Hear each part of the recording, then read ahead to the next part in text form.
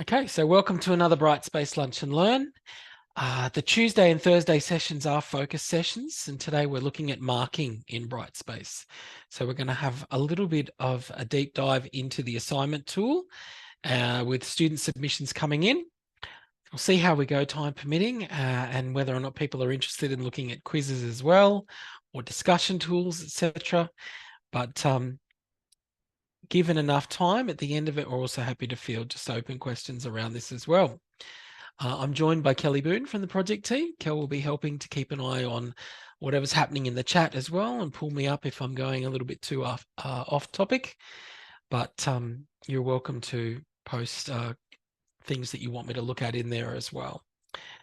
It is great to see actually in the system as we get further into session as well, the icons that we can see in Brightspace telling us about the types of activity that we're having from students in the sites. And that includes things like assignment submissions.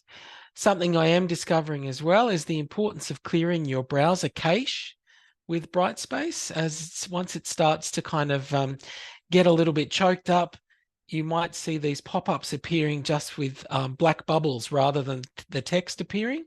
So where I can see assignment submissions and discussion submissions going in, quiz submissions, sometimes that text doesn't display. And the reason for that is that your browser cache needs to be cleared. So that's a little bit of unrelated guidance support on the side there. I'm just figuring it out myself as well. So look, I'm going to jump straight into a training site, and we will go through the process of submitting an assignment, firstly from the student perspective. So you can see what that looks like. And then we will mark some of those submissions. So let's begin by becoming a student firstly. So who can we pick on in our class list today?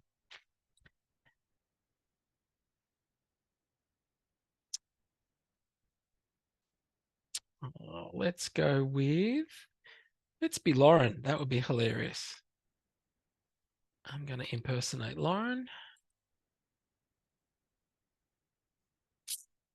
Okay, so we're now a student. We no longer can see our subject admin view. In our menu, I'm going into my assessment area and into my assignment dashboard. Now I have a couple of common assessment portals to play with here. So these have not been linked to a particular cohort of students. They are available to all cohorts to submit within. These are becoming increasingly more popular, as opposed to, for example, a cohort specific portal, which you might have in place as well. So it looks like Lauren is a Port Macquarie student, and that's why she's seeing portals that have been restricted to that particular cohort down there. When the student comes into the assignment portal, this is what they can see. The name of the task, if it's visible. If it has a due date, that's going to be visible to them. If it is a Turnitin portal, for example, they're going to see the Turnitin icon. If it has a start or an end date that have been established, they're also going to see that. Over here on the right-hand side, we can see our waiting for the task and then the current status, whether they've made any submissions in there before, draft or otherwise. And we're going to play around with both of these two portals here. The reason for that is the first one that I've set up, I've used a qualitative rubric, so there's no tallying of scores. And the second one is a quantitative rubric, so it is a scored rubric. The other difference is that this one has a start date, so it's not going to be visible to students until we hit 1st of July. So we're past that point now. We're also past the due date for this task, which is going to have an impact on what happens when we submit here. And the second one is due at the end of August, and it also stops being visible to students without an extension on the 26th of August as well. So there's a few different scenarios playing out in these two submission portals. So look, let's submit something into both of those. And when the student opens up the task, they get information that it's going in to Turnitin. The instructions that were put in there, in this case, were quite brief. They're saying, make sure you look at the subject outline. We've got our academic integrity statement. And because this is a file submission, this is where the student then gets the opportunity to add a file. I'm going to browse my computer, drag a file in. I'm probably going to have either a PowerPoint, a Word document, PDF, or an Excel. All of those will go through the Turnitin check. I've submitted 2 files in this case. One's a PDF, one's a Word doc. I'll hit add. Then I've got the opportunity to put in a comment to the academic if I needed to do so. And then I get my confirmation. So Lauren is now getting a confirmation email right about now, which I'm sure she'll ask me about in not too long. I'm going to call her Lorraine now. Can we call her Lorraine, please? Ever. It's not like I have to talk to her every day. And we can now see that they've made one submission that involved 2 files. Let's do the same for the second portal. Add a file. Again, I'm going to browse my computer and upload something. That'll do. There's a PDF there and an Excel document. So a few different file types that we've used for these submissions. Hit submit. There's the confirmation email. So she's now got 2 of those. So at this point, the students made a submission to both assessments. If they needed to resubmit and it hadn't gone past an end date, for example, they would go into the same portal and go through the same process again. Browse, find a file, submit it over the top, and then submit again. And at this point, apart from getting another email, that's 3 that she's got from me, I love that, is saying that they've had 2 submissions and they altogether involve 3 files. Now, if the student was to open up their submissions, it's talking to Turnitin in the background, and you'll notice that it is generating the Turnitin scores on the fly, and they would be able to open up Turnitin Feedback Studio, which is opening here. Looks like she's never used it before. We'll have words. And we will get our similarity scores over here on the right-hand side, where they can open up the history of the document and obviously all of the matches that it's coming up against. So the difference being that even though we still use Turnitin Feedback Studio, we no longer have any of the blue feedback tools that academics previously had access to. We now only have the red similarity checking tools. So that's our student view. We've submitted multiple times into that subject. As a student, I'm now going to go back in as the subject coordinator. It probably needs to know. Why is it doing that to me? Because I'm still Lauren. Let's stop being Lauren. And I'll go back in as Lachlan, the subject convener. Is that a superpower you have, Lachlan? You're the only one that can impersonate someone? It's the sub-admin role, basically. Okay. So sub-admin and admin have impersonate currently. I don't know how long that would last. I think it would be good for school admin and others, but I suspect that it will continue to be restricted for a little while to come. All right, so look, let's go into our assignment area as a subject convener, and I can now see against each of those portals that we have new submissions.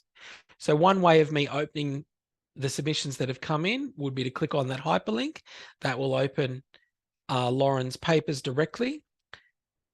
Probably the way that we're mostly going to be using is clicking on the actual title of the task, and it will open our submission view, where we can see, firstly, you'll notice you've got your view by, where you can change who you're looking at. The first option there that says user is going to show us every student enrolled in the cohort, whether they have submitted or not. So we can see going through this list Here are all the If a students in the student's- cohort. Yep. Sorry, if a student has been, so they've submitted an assessment at some point, but then has unenrolled from the subject, do they still appear in that list? If they're still in the class list, then yes. If they're not in the class list, then no. So does the assignment kind of end up in a limbo space? I don't know. I'm not sure what happens to it if the user's no longer there. I would assume that there would be some kind of history or report available in the back end that we could track down, but they shouldn't be visible at all inside the actual view by user, because that's current user. Yeah, Can I touch on that, Lachlan? I've heard a rumor, so not 100% yet, but I suspect, unlike Blackboard, where users are suspended and hidden and then re-enabled, this is not the case in Brightspace. So if a user is enrolled, submits an assignment, and then is unenrolled, then the assignment's deleted and unrecoverable. Wow, that's not great at all, is it, Matt? Yep. So I've heard that's the case, not 100%, but that's possibly we may what's need gonna happen. to investigate what actually happens with those. We might pass that back to especially if it's a mode John change, and Matt. others. Like if they've done a mode change prior to census, they need to sort of have that assessment moved to the next mode. Yep. So yeah, possibly chase that up with the project team just to confirm. I have heard that if a student's re-enrolled, we have done a mode change for a student, and the assessment followed them. So we'll take that under. Okay, that's interesting. Take it back to the project. We can only ask, right? Yeah. Yep. All right, so Lino's also asked, is there a shortcut to see late submissions? Look, not as such, but the best way to do it would be to actually filter by the submission date. So what it's showing me is the most recent to the least recent. And at that point, it's going to show me the ones that have just come in, which are going to be the most late, I suppose. That would be the best way to do it. So if I change that filter back to those that haven't come in yet, or switch it back the other way, most recent, which is going to show me the most late, so to speak. So you can see 7 days, etc. So you can down to hours late, for example. It's a good question. Is there not an option if you go into show search options? Show search options. Are we talking about the view by? No. Just click on show search options. To your right. Submissions there. Can you just? Oh, there you go. So then maybe from that drop down to, there was a couple of options. So I've been playing with this stuff this morning. Users with, users without, users with preview. That's interesting. I don't know what that means. Preview submissions. Graded unpublished. So that's going to only show you your draft marked. That's interesting. And the bottom one is late submission. Oh, no, sorry, outside of there. So if you went users with submission and then chose the late submission radio button, can you do that? Yep. And then the very bottom one, the very, very bottom one. Actually showing lates. Okay. And then click the magnifying glasses, to make him work. As I always get tripped up.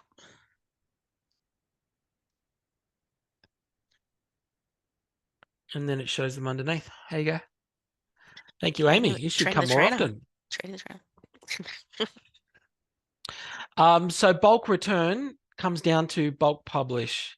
So that's what we're looking for, publish all. You're looking for that button as the convener. That's the button that will send back all of the draft marked papers. So if we bring it back a step, looking at our submissions that have come in, I want to go through the process of now marking some of Lauren's papers. We won't look at Amy's here. That's terrible, Amy. All right, so let's click on go to evaluation. The alternative would be to actually click directly on one of the document titles and it would open the preview of that file. But if we select go to evaluation, our marking interface is split into two halves. We can use these handlebars in the middle to make either half larger or smaller if we need to. I want to concentrate on the left-hand side first, and you'll see that it is breaking down the different submissions that Lauren has made. So remember that we resubmitted. So the first one, let's call it a draft, for example, that she put in and then she submitted again. That's the second submission that it'll be displayed at the top. And at that point, we can select, or we could click on the Turnitin score if we wanted to view it from here. We could also select the title of the assignment. You'll notice that it's again reminding me up the top that it's late. And we're going to see now the preview tools. So we can see this sort of PDF-esque looking view of the student's document. Let's leave it on that page. I'm assuming this is a slide deck or a PDF, the way that it's displaying. Now we can have a look at our annotation tools. We've got a highlighter tool. So for example, a text highlighter, which would mean I can go through here and go, yep, that bit, that bit, that bit, etc. Draw their attention to different parts of the student text. We've got a sticky note tool, which means we get to choose an icon for the sticky note and a color, and then put that in here. Loz, this bit, terrible, etc. And put as many of those in as you like. You will notice with the sticky note tool that you have to click on it each time to put in a new sticky note. So I've got to click on it again. I could choose a different icon this time round, a different color for the sticky note. You'll see now they get a tick. What the students will see, we'll have a look at what their view looks like when we publish, but they'll see the icon, and if they hover their mouse over the top, then they'll see the actual content of the sticky note. Again, you can move those around if you need to, put in as many of those as you like. And now if I wanted to do another sticky note, this time across and maybe red, I'm going a little bit too much on the color and symbols bit at the moment, but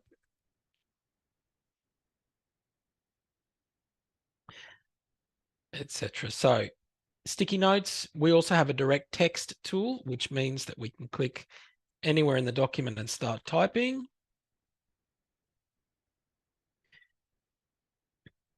Did get asked this morning if you can put in other font types like Greek and Hebrew. I don't have an answer for you on that one. In this tool set, the types of text that we can use seem to be limited to this list of fonts. But what I haven't tried yet is copying and pasting from Word or somewhere else directly into the tool. So that would be something for someone to have a play around with and see. But in terms of the fonts available in system, it looks like that's what you got. And does that markup work exactly the same across all different document types? The annotatable types, so Word, PDF, Excel, PowerPoint are the ones that will work in inline. Yep. So the annotation tool set is exactly the same across all of them. It effectively is not changing the document. This is basically a layer on top of the document. So Cool, yeah, thanks. the other options that we have in here are our relational arrows. So we can draw lines to things. We can draw arrows to things. We can draw boxes around things. So if this bit particularly was something you wanted to draw attention to, those are our annotation tools. We have undo, redo. We have print, so print to PDF or local device. We also have a download option, which means you can download the original student file. You can also download all of your annotations that you've put onto the file as well. So that'll include all those little sticky notes, That's right. Lachlan, because when students need to put in a review of Mark, for instance, they need to have all the feedback in one document. Absolutely. Great. So at that point, we'll see we just got it, including the annotations. I'm going to assume it's that one. Let's have a look at the page where I started putting the stuff. Where was that exactly? Oh, there it is.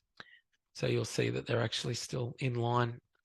Downloads it as a PDF with the actual comments, etc. in line, irrespective of what format the original document was. So if you download the annotations, this option, you're going to get a PDF. All right, the other option that we have here is that we can open it in full screen. If that makes it more enjoyable for you, you can certainly do that. So those are our annotations. I'm going to drag out the right-hand side. Yes, go ahead. Sorry, just had a question about pages. Whether it still needs to be downloaded and converted to Word, marked and then attached. Is there an easier way to do that? So that format is not going to work with the Brightspace annotations, the ability to get a preview. They've got to submit it as Word, PDF, Excel, or PowerPoint. Those are the 4 that will work to get the preview for you to be able to mark inline. Pages does allow you, like I'd be telling the students basically, but when you set up the assignment type, you can restrict it so that when you're choosing annotatable files, it will force them to submit using those particular file types. If you select, let me give you something to look at here. When we create a new assignment and we look at our actual submission settings, underneath allowable file extensions, if you've left it as no restrictions, then they could add pages files. If you change this to annotatable files, it's not going to let the students submit an unacceptable file type. So the ones that we accept are Word, PDF, PowerPoint, Excel. If you leave it as no restrictions, then they can add whatever, and yes, you'll need to download it if it's not one of those 4 file types, Lino. So this comes down to how the assignment has been set up. Make sure you've got annotatable files. All of those file types that I've mentioned are compatible with Turnitin already. So you still get your Turnitin report. So that's the one that we're aiming for, annotatable files. Thanks for that. No worries. Okay, let's go back to Lauren's submission. Now, you'll know that I said earlier that we had 2 different rubric types. One is a qualitative rubric, and that's the first one that we're looking at here, which means that when we open up the rubric, we get a series of criterion where we're selecting our different scales, so distinction, credit, pass, fail, etc. And it has no impact on the actual scoring for the task down here. The academic has the discretion to come in and say, I feel that this one is a 24.25, whatever the case may be, but they have to manually enter the grade irrespective of what's in the rubric. There's no relationship between the two as far as the system's concerned. So let's assume that we've selected one of each of these. You'll note also inside the rubric tool, we have the ability to add criterion level feedback. So this is criterion 1, and I'm able to put in feedback in here, as well as against criterion 2, criterion 3, 4, etc. You can provide feedback at the criterion level, as well as your overall feedback underneath, which will take 3,500 characters. So you can get a fair bit of feedback into 3,500 characters, I think. You'll notice in your overall feedback, whether you want to call it your summative feedback, etc., you also have access to the Brightspace editor, which means you can use the Insert Stuff tool to add in external content like Panopto videos, files that you might have sitting somewhere else, either in your Manage Files area or the Learning repository. You can add in a video or an audio note if you're inclined to do that. Has a YouTube connector, etc. if you wanted to put those sorts of clips in your feedback. We also have access to the Insert Quick Link function, which means that if you want to draw the student's attention to another part of the subject site as a part of your feedback, you can do that using quick links. So for example, if I wanted the student to be looking at a particular area of the content, I can then link to either the folder or the item, and the student will then have a link that will take them back to that part of the subject. Otherwise, maybe it's straight text that you're putting in here as your feedback, or you may be looking to record audio and video from here. It will add those as an attachment using your headset and your webcam. Importantly, you also have the ability to add file attachments as a part of your feedback. If I hit File Upload, it says, where's the file coming from? My computer, and drag in the document, etc., that you want to provide as part of your feedback. So if I wanted to add this Word document, and we now have an attachment that's going with the feedback as well. What this means effectively is that you do not have to mark in system if you don't want to. So if you wanted to download the student submission, work offline, for example, in Word or another program, and then provide your marked up annotated document that's been done out of system back to the student, you can use the file upload option to provide it back. So you can mark offline is what I'm getting at. You don't have to mark inline if you don't want to. So we've used a rubric, we've provided criterion level feedback, we've put in an overall grade, we've put in some overall feedback text, and we've added an attachment so far as part of our marking process. This is what I would be calling draft marking. And to finish that process off, I would hit save draft. And that's what you want your markers doing as well. Excuse me, Lachlan, Yep. sorry. If you do download, Yep. and then do you upload again at the end under that overall feedback section? Is that where you would upload the new one? I would be using the file upload option that I'm hovering over here yep, underneath. that's it, I see it. File Yep. upload, okay. That's the best way to provide it as an attachment. Technically, you could, in your overall feedback area, use the insert stuff option and browse for a file. But what it does is provide a hyperlink to the object, and I find it a little bit messy. It's a lot easier just to add attachments like this. Great, thank you. No problem.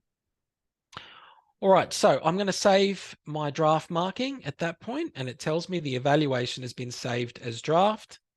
If I go back to my submission view, showing me now that Lauren's paper has been draft marked, and it gives me the timestamp of when that's been done. Okay, so this is a draft marked paper. Either your other markers or your convener could go in again to the evaluation and see exactly the same view that we've been looking at and make changes to it effectively, but it has not gone back to the student. Lachlan, is there going to be any kind of warning like added near that publish button so that academics are aware that if they do press that, it's straight into the grade center and straight to student before any moderation has taken place? Excellent question. Let's look at what happens if I try and publish this paper. Now, I've got two ways to publish here as a convener. One of them is to select the individual student that I want to publish, and then I've got publish feedback here. The other option, if I want anything that has the draft save tag on it to be published, I can hit publish all. Let's have a look at what happens when I click publish feedback. It's firstly telling me that I haven't put in feedback for all of the rubric areas. Now, do I want to continue grading her paper, or do I want to publish anyway? I'm going to hit publish anyway. And then it says they're going to get feedback. So the student's going to be notified. Do I still want to continue? So there's two warnings at that point when I try to publish. Lachlan, is that the same inside where you're actually doing the marking, and then if you hit the publish button, you're going to get the same. You'll get that too. Okay, yep, great. Same warning. Which feedback does it mean? It's talking about the student's going to get an email telling them that the paper's been marked and that they can access their feedback in My Grades. So I'm going to publish, and we'll see what Lauren gets in a second, but they'll get access to the annotated version of the document that we did, the markup. They'll get the rubric. They'll get whatever was in the overall feedback, everything that we just basically did in there. Which may not be what's wanted if it needs to be moderated, or, you know, that sort of stuff. Yeah. Yeah. But effectively, this is a way of saying the student is about to get this.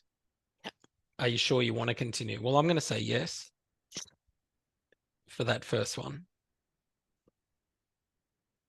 Now we'll have a look at in a second at what that looks like to Lauren once it's been marked. But the second thing I want to do is have a look at that second assignment I submitted, which utilized a quantitative rubric. Now, I mentioned before that if I wanted to get directly to her paper, I could click on these new submissions. There's a hyperlink here. It now opens that paper directly. Preview on the left, two different files that I could look at. One's an Excel, one's a PDF. We'll open one of them, but I'm not going to do any annotations this time around because I want to focus on the rubric. So drag this out. If you don't want to use the rubric inline in this condensed space, we also have a pop-out option that's sitting here just above, which will open our rubric in a full page view. And we'll notice that we can see our preset values for our rubric criterion sitting above. Whether they're visible to the students or not, the markers can see them. And I can also see the criterion top value. So it's out of 20, the first one. And this would involve me going in and saying, yep, credit for that one. But if I didn't want it to be that preset value, I can click within the box and now mark within a range. So if this needed to be more like 14.2 or 13.4 or whatever the case may be, you can grade within a range. Now, the problem that we have here is that you need to be aware that it's not smart enough to realize that if you drift outside this criterion bracket, it needs to change which tick it is. So if I suddenly change this to a 5.4, which some might consider a fail, you'll notice that this has not changed. So you have to be aware of what, I guess, your boundaries are. So if I'm changing this to a pass, you'll see that it's now reset it back to that base starting point. And maybe you adjust that down slightly to whatever the case, whatever the mark needs to be. These are starting points. And when you're creating a quantitative rubric, the only hard and fast rule is that your HD value must be the maximum. Otherwise, it won't tally correctly. That's the only, you can choose these starting values to be whatever you want them to be, but the HD value must be the maximum, and then you can grade it down if you need to. So I'm going to work through allocating some points. And what we'll see in a moment when I close this is that it has tallied. This rubric scored out of 100. It's given me 70.6. I can close that. You'll see that it's still there, 70.6. And it has converted that value out of the rubric score, which was out of 100, down to the overall grade. The weighted value is out of 40. And it's done the conversion for me.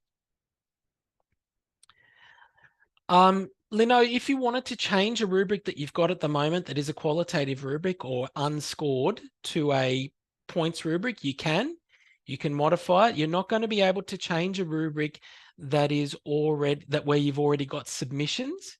You'd need a new rubric instead. So it depends whether or not the students, whether you've started the marking process yet. If you haven't, then you can modify it. Yep, absolutely. You can change it to custom points. Change the rubric from unscored to custom points. All right, so that's a quantitative rubric. And again, we can save draft. What I want to look at quickly is firstly, the student view of a published paper, so we can see what they're getting back. And then I'll talk to you a little bit about extensions before we wrap things up in terms of what I'm presenting to you. So I've marked two papers. One of them has been marked as a draft. The other one's been published. Let's change now to being Lauren and see what she's got back.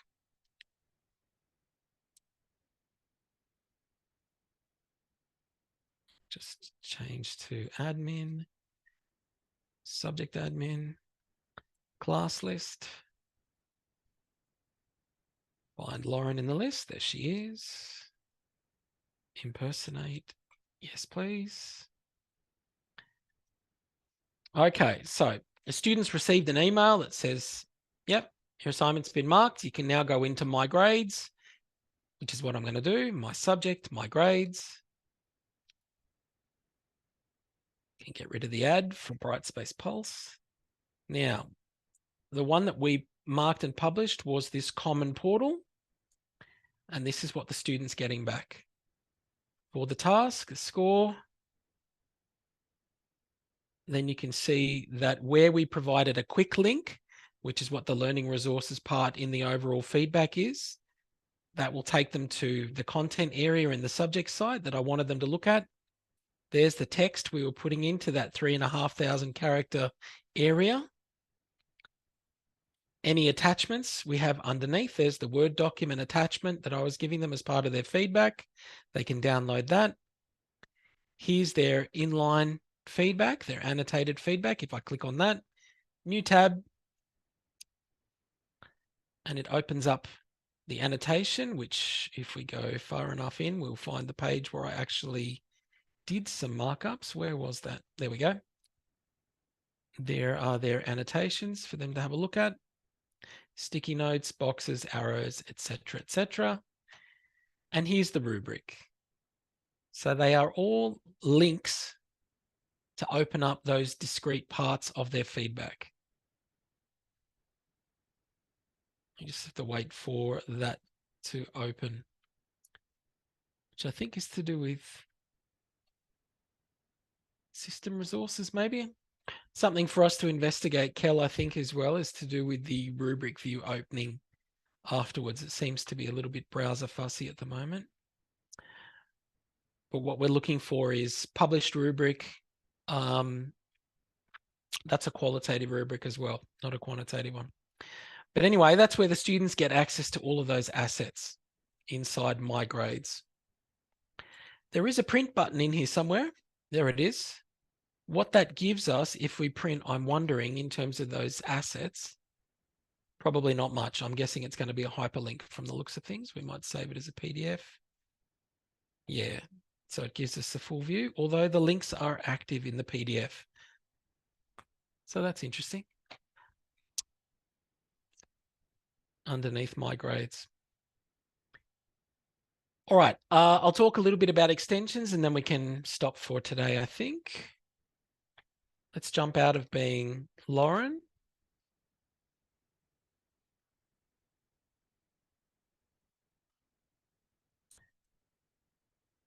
Okay, the best way to allocate extensions for a student is through editing the individual assessment. So if I go into my assignment dashboard, I want to allocate some extensions for this second essay, which means I need to edit my assignment.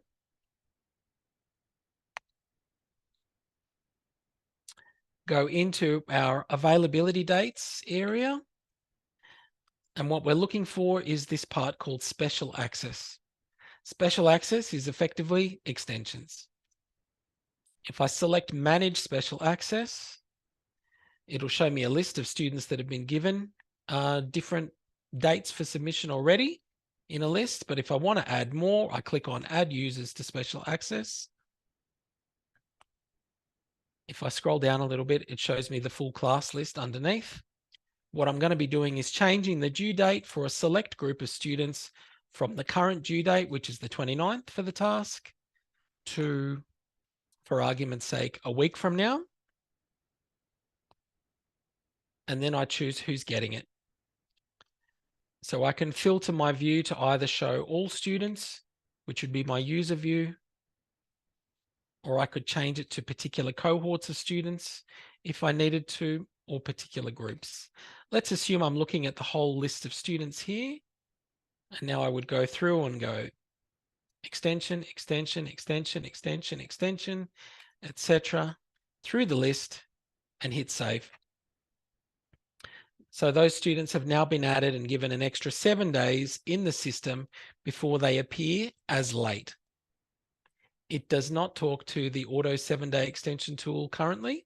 So the scenario is that you've got your report open, showing the students, and you've gone through the list and added who gets the 7-day extension and hit save and close when you finish, which is down the bottom.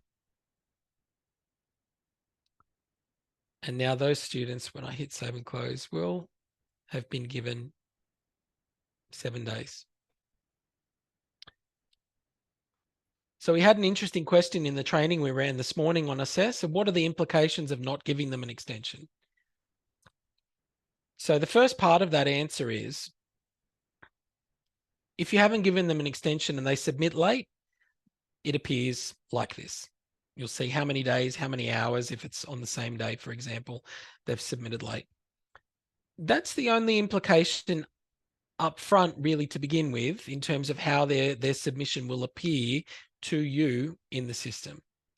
In terms of implication for the students, however, if we go back to our assignment list, if an assignment has a due date, 2 days before that due date, the student will get an email if they haven't submitted. If they've been given an extension, then it's going to be 2 days before the extension date. Otherwise, they're going to get emails in advance saying it's due in 2 days. They might say, but I got an extension. It's like, the system doesn't know that unless you allocate an extension to them.